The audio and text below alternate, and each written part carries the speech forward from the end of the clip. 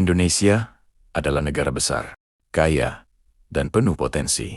Tapi ada satu fakta yang sering membuat kita tertunduk. Kualitas SDM Indonesia tertinggal dibanding negara kecil di sekitar kita. Bahkan Vietnam yang baru bangkit beberapa dekade terakhir. Kenapa ini bisa terjadi? Apa yang salah dengan kita?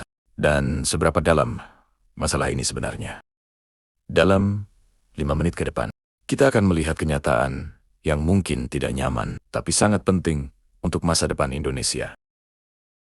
1. Pendidikan. Banyak lulusan, minim kualitas. Indonesia mencetak jutaan lulusan tiap tahun. Namun, sebagian besar masih terbiasa menghafal, bukan memahami. Belajar untuk ujiannya, bukan untuk hidupnya. Sementara negara tetangga sudah fokus pada problem solving, berpikir kritis, dan inovasi. Akibatnya, banyak lulusan Indonesia tidak siap kerja, dan perusahaan pun kesulitan mencari SDM yang benar-benar kompeten. 2.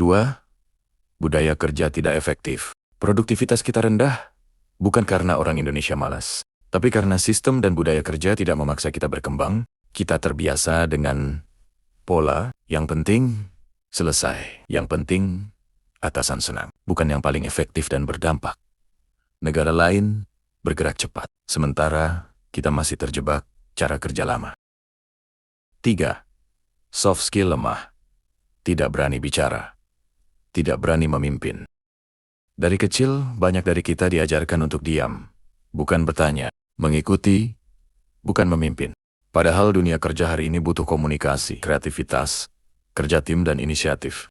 Soft skill inilah yang justru paling kurang di Indonesia, dan inilah yang membuat kita tertinggal. 4. Minim inovasi dan riset. Singapura berinvestasi pada riset, Vietnam fokus pada teknologi dan manufaktur. Thailand kuat di industri kreatif.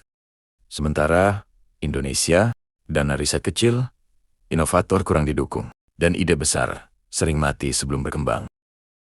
5. Ketimpangan. Ada yang sangat maju, ada yang tertinggal. Sebagian daerah memiliki sekolah modern, akses teknologi, dan kualitas guru tinggi. Sementara daerah lain masih berjuang dengan fasilitas dasar. Negara tidak bisa maju jika hanya sebagian kecil rakyatnya yang maju. Kesenjangan inilah yang membuat perkembangan SDM kita tidak merata. 6. Mindset bertahan, bukan berkembang. Ini poin paling penting.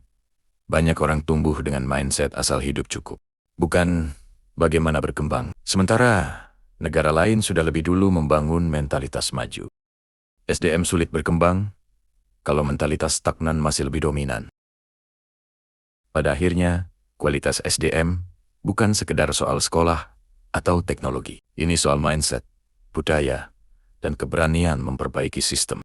Indonesia punya potensi besar, tapi potensi tidak berarti apa-apa kalau kita takut berubah.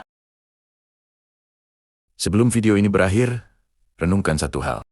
Jika negara lain bisa melesat dengan sumber daya yang jauh lebih kecil, apa alasan kita untuk tidak bisa? Karena masa depan Indonesia ditentukan oleh kualitas manusianya, oleh kita semua.